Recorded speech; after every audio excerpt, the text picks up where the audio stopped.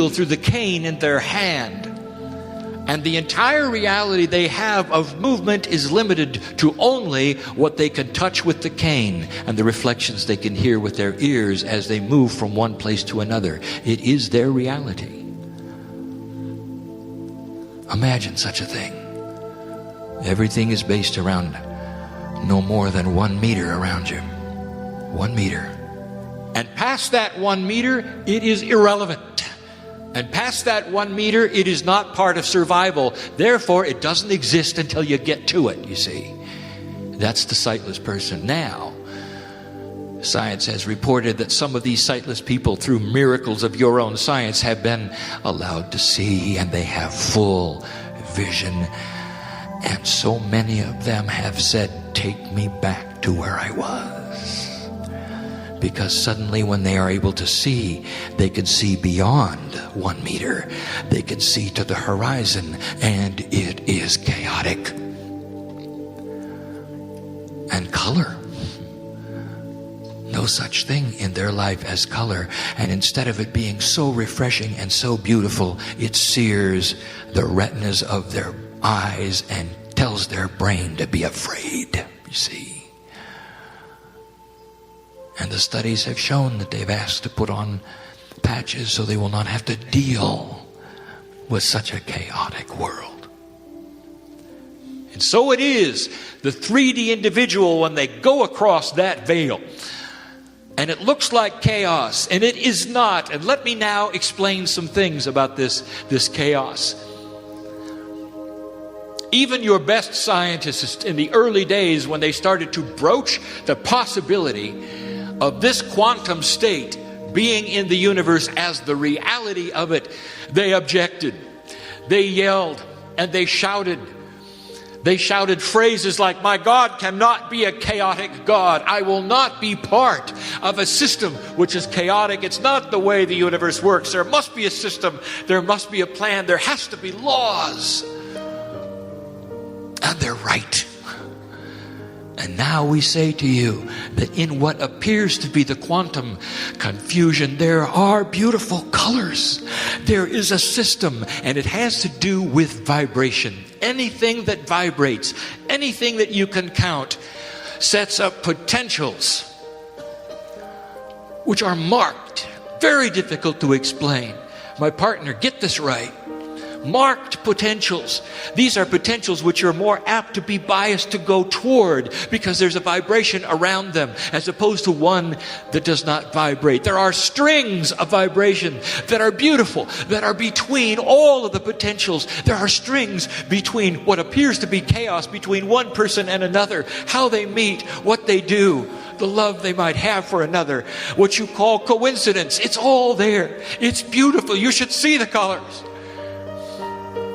And you say, there are no accidents. And there will be those who will run away from you and say, that is the silliest thing I ever heard. There are no accidents. Of course there are accidents.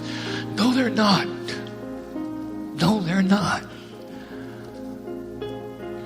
I wouldn't call it necessarily what you call planning, but there is organization. It's beautiful. Look back. What brought you here? Are you having an epiphany? Is there something going on? There is. I know who's here. And you think that's an accident? Oh my, what a coinky-dinky. That I wandered into this meeting. No. What brought you to the chair? That's what I'm talking about. That's not an accident. There's a system going on. And you ought to sit every time you see 11:11 on the clock. What a coincidence. And I'm not talking about those of you who cheat. I know who you are. It's 11:10, isn't it? You pretend that Spirit didn't know you saw it. You tap your toe for a minute and then you get excited. It's 11:11. That's not what I'm talking about.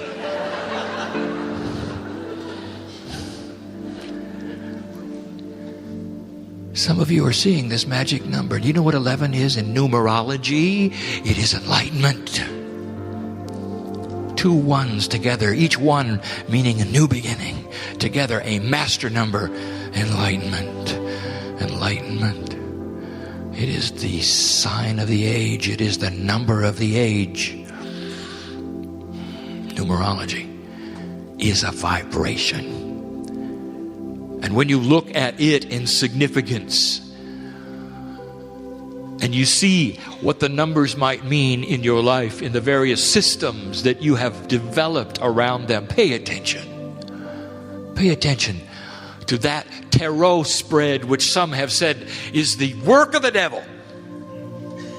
You're going to lay cards out and they're going to tell you what to do. That's not what it is. It's nothing to do with fortunes. Listen, if you are only hearing this for the first time, let me tell you what this is. This esoteric to the max. The tarot spread is a beautiful, intuitive way of straightening out the chaos for a moment, just for a moment, to see some of the things in your life through this system I'm talking about. It helps you understand you better for the moment so that you can move forward with more intelligence than just your intellect, you see. What a beautiful system this is. Esoteric. Take it or leave it. Numerology is the system, the ancient system of gematria. Think about this. Been around a long time, it has. Where you can assign numbers to Hebrew characters. And who was doing that? And why should a thing like that exist? After all, it's not the New Age. Could it be that the ancients knew something that you're just discovering? Could it be they knew about the numbers and they were using them all along? The scientist Greg Braden knows all about that. Numerology is real. And so there are those who say, using numerology, we must be having something going on in September of this year. For this is a year of 2007. It's a 9 numerologically. The vibration represents the end, completion, a wrapping up. Next to it is the next year, which is 2008, which is a 1. This represents, of course, starting over. Singularity, new beginnings. Every 9 years, this occurs. You have a 9 and a 1. That's just math. Oh, but who has put together the 9-year cycles? Drawn the numbers together and seen what has happened in them or the potentials around them. Let me just give you a hint. The last time it happened, you were within 1 year of the prediction of the Armageddon that you did not experience. Did you notice this? There's always the potential for shift. To complete one thing, to start another, and here you are. In the 9th year, you say, well, there's got to be something that would happen then in the 9th month of the 9th year, and that is September. And there are a number of dates within that, which would also be a 9. For instance, the 9. Perhaps the 18th. Perhaps the 27th. So, Kryon, what's going to happen on that day? I want to tell you what's going to happen. I want to tell you what's going to happen. And some of you may be tuned into the esoteric, and some of you may be simply walking along and not caring.